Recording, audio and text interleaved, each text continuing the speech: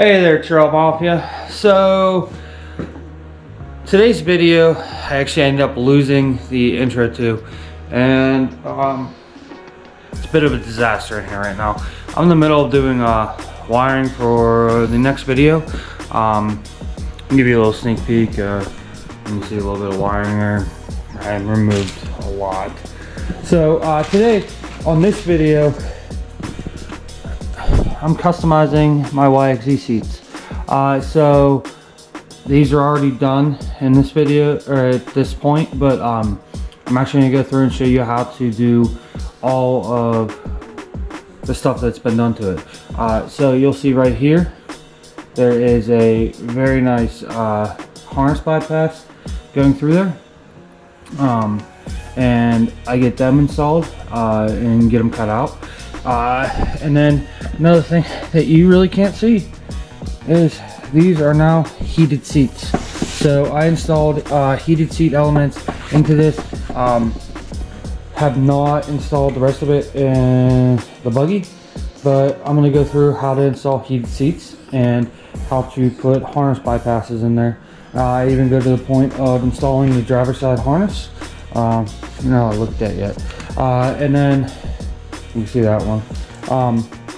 I just installed it temporarily just to get it in there and test it out. These turned out better than I expected. Awesome little cheap heated seats off of Amazon. You actually have one in the top and one in the bottom of the seat, and they are adjustable, low, medium, high, everything from there. And then these are actually made by Arsenal Off-Road, I believe. Let me see. Yeah. So Arsenal Off-Road. These are actually meant for a razor. Here's one of the templates that I had. Kind of hard to tell. These are meant for players' razors. Don't really have one that's made for YXZs, so I went to the point of just making them work. These are clip together deals, front and rear. There's the rear back there. I don't exactly have a flat surface to mount these to, but they worked out really well. Yeah, so I'm gonna get to the clips of going through and showing you guys how I did all this, and hopefully you guys can learn how to do it and do it yourself. All right, on with the video. All right, well, I got one all wired up, put together. Got the bottom and top element in it. I gotta get these put in next. Probably gonna be putting them right about there. I have a harness bypass. Let me see, double check. So I did on the back, you can see I marked it right there. That's right about here on the YXZ logo. The heat seaters I bought for this were a little bit big. I didn't realize that this had a connection running through the foam for the bolt spring. They're a little bit big. They didn't really sit flat. They have a little bit of a wave in them, but in all honesty, you're never gonna know. They don't feel weird or anything like that. So I did this one off camera because I just wanted to get a chance to do it. This one is going to be, that's about right there. Probably gonna put the pass-throughs right here. And I'm gonna get the second one started. The main seat frame right there. Let's see if I can find. No, I'll have to find the. There's the seat bottom. The seat bottom, and show you guys. So when it comes to the backs, you gotta unbolt them. There's 3 bolts. They have to be taken out. Not a huge deal. And there's all these staples came around the back, so I'm actually collecting them so I don't end up on the floor and in a tire. So they're pretty simple when it comes to taking them apart. You're going to want to get yourself a very small screwdriver and this is the best way I found. I tried drumeling them, I tried using a trim pry tool on them, tried all kinds of stuff. And the small screwdriver is what I found best. You just get under the stick right here and pop it up. And whenever the staple's up like that, come back through with a pair of wire cutters or dikes, and you grab a staple and lever it out. And then end up with that. A nice staple. I got Harbor Freight's finest mini stapler here. 30 bucks, honestly, it's life-saving. I have that one, and then I have my Ryobi over here. Problem I have with the Ryobi is the face on it. The face on it doesn't allow it to get in far enough. So when you're trying to do this, you can't push down on the safety on it. Doesn't let you. So Ryobi, I love their tools, but you need a little bit more compact one at that, I guess. So I'm gonna put you guys on a time lapse because I'm sure you don't want to watch me pull staples. And then we're going to get this seat cover pulled up and ready to go when it comes to the seat heater. I'll bring you guys back whenever I go to start installing the heating pad, and then you guys can watch me staple it back up, and then we'll move on to the other side. So put you guys on time lapse here in a second.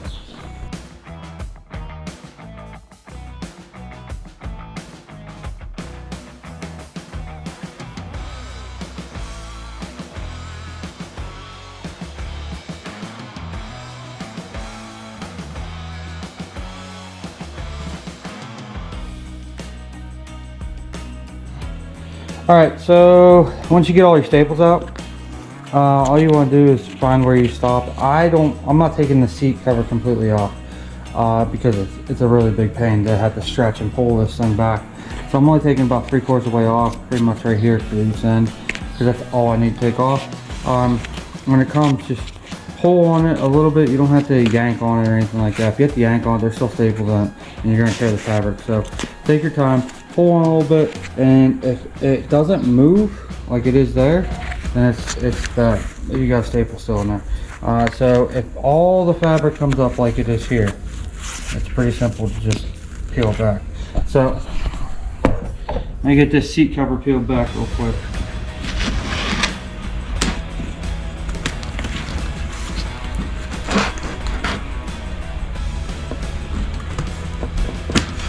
So that's all it takes. Roll it back to a point where you can see the foam cushion.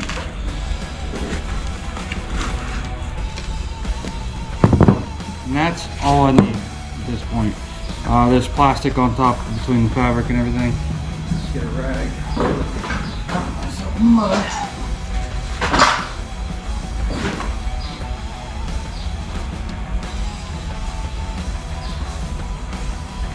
So, I already got the seat heaters pulled out. These seat heaters are actually all four identical. Like I said, these are a little bit too big, meaning that the bolstering at the back here doesn't allow it to come in the way. So, the easiest way I found is figure out where you want the back of it to lay, fold it in half, and then work it in.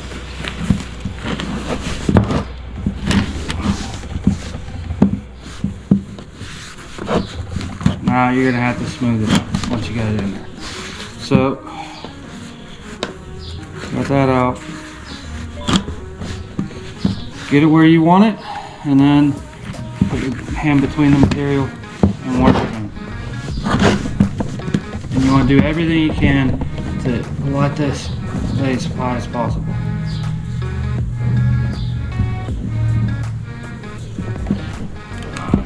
You can take the sticky adhesive off. I didn't because I already know it's not going to stick because of how wet these seat cushions and muddy they are. I guess the last time I read it, I didn't realize it got that muddy and wet, but it did. They've been sitting in here hanging out, probably froze, everything else. So I'm at this point where it's laid out pretty roughly. I'm going to pull my seat pad back, get it dealt with back here where it needs to be.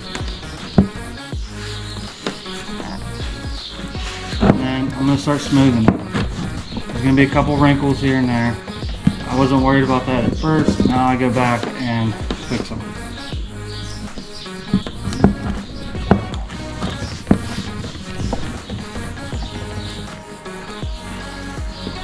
This one, you do not cut the seat elements in it, so I wasn't planning on doing that because I didn't know that the bolstering was here. But they do make ones you can cut the seat element to size. So they also say don't hold the element over, but don't really have much of a choice here. It should be fine. Alright, so that is in there now.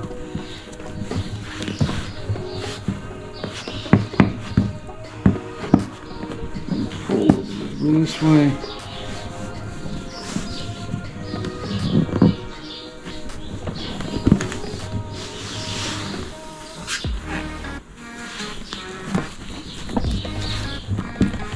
Right there.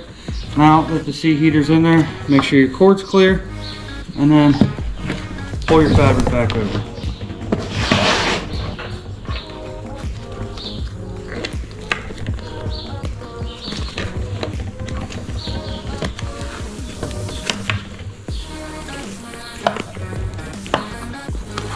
Work it incrementally, try to take your time.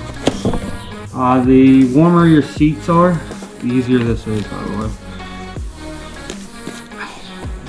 I probably should have grabbed the heat gun and heated this up a little bit, made it a little easier, but I didn't, so it is what it is. Just work it slowly.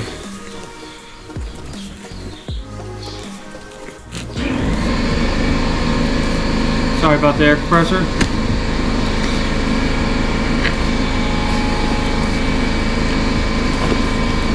So, your seats pulled back where it needs to go. Try working material so that your seam's where you want it to be. Where it originally was just over the edge roll on this one. So now I have the cord here. I'm going to cut the seat fabric right where the cord comes out so that it's not stressing out the cord and allows it to move. So just doing that, and then when I staple it here in a second, the cord will be right there, and I'll put a staple between where the cut is. So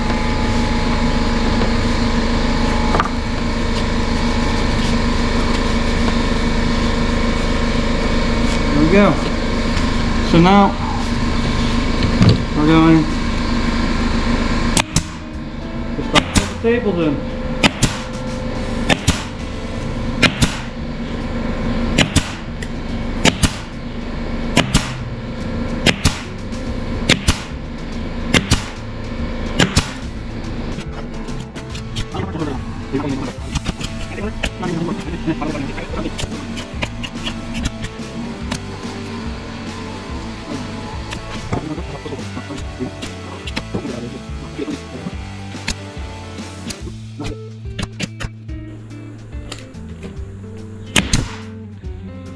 Now here's where I do this. With the cord out of the way, I fold over the flaps together and I put a staple right between them. That one went through this side, so I restaple it. So now there's support right here where I cut it, just so that it can't pull apart.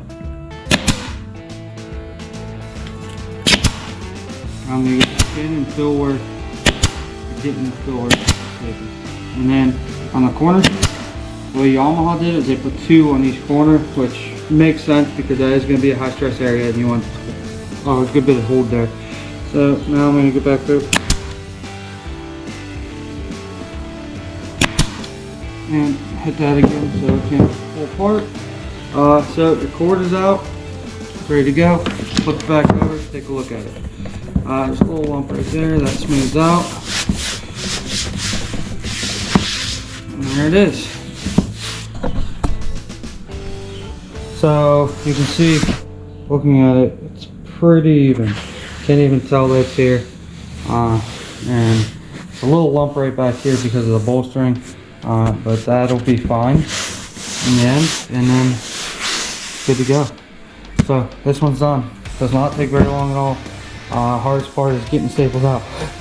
once you get staples out, it's pretty easy after that. So I'm gonna set this one aside. I'm gonna go take you guys over and get the other chair taken apart, get the seat back off of it, and then get it over here and do the same thing.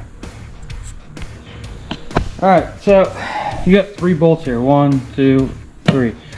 These 3 bolts are just Allen, and it should come up pretty easily.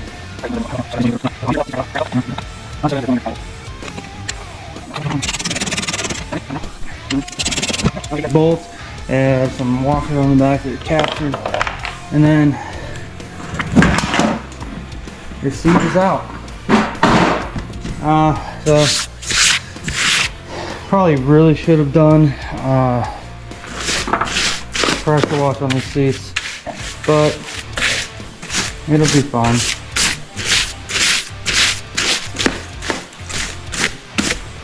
I'm gonna get these dusted off a little bit.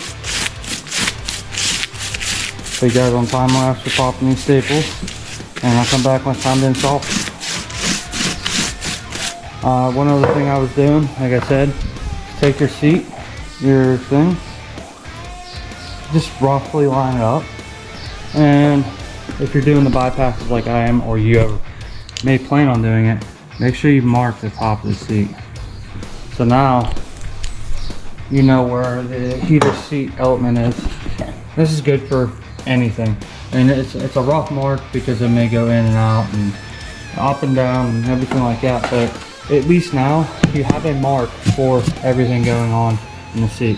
And you can go from there. So I'm gonna get the popping these staples out, and I'll come back when it's time to install the new seat element.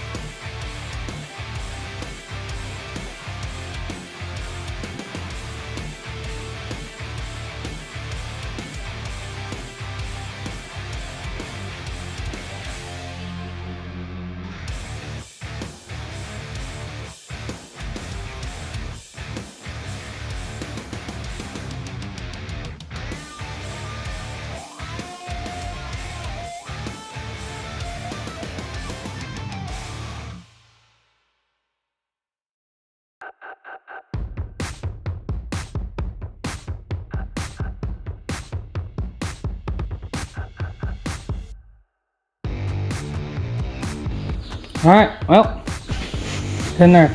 Not sitting exactly flush. Like I said, these bolt springs really screwed me up on this, but it doesn't look terrible. You're never going to notice it most of the time, so it's not a big deal. So I'm going to get this put back on the seat frame, get the bottom put back on the seat frame, and start marking out for the harness pass-throughs. So I'll be right back. I'm not going to film putting it back on the seat frame. It's pretty simple, 3 bolts. And then I'm going to work on getting the harness pass-through marked out on the driver's seat. May have to install them in the buggy to mark them out, but I'll bring you guys back as soon as I think you guys are back. Alright, well, I got one bypass put in. Turned out pretty good. These are not easy to do. These are a pain in the ass. But it turned out good. Not straight, but I'm fine with it. It's good enough for me. The next one I'm going to do differently. This one I actually did front first, then back. I'm actually going to do the back and then make the front fit. So I actually have it all laid out over here. I measured the distance on that one over there. It was 6 inches from this hole to the bottom, and I'm going to put this in and get ready for this. So with that being said, probably gonna put you guys on time lapse while I destroy my seats. But yeah, 6 inches from here to the bottom is what I measured.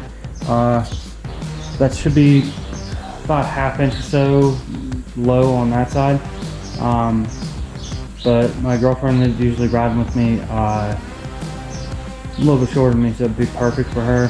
That one's actually a little high for me, but that's okay. So I'm gonna put you guys on a tripod over here, and we'll see what happens.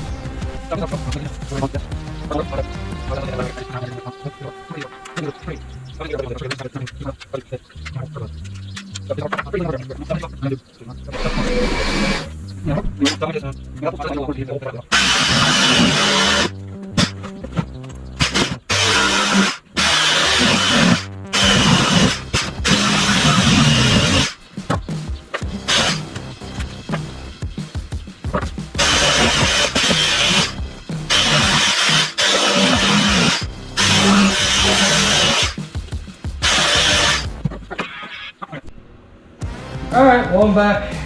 Had to go rescue the crawler, and we're stranded on a trail off the road. So, I'm gonna just pick up back where I left off.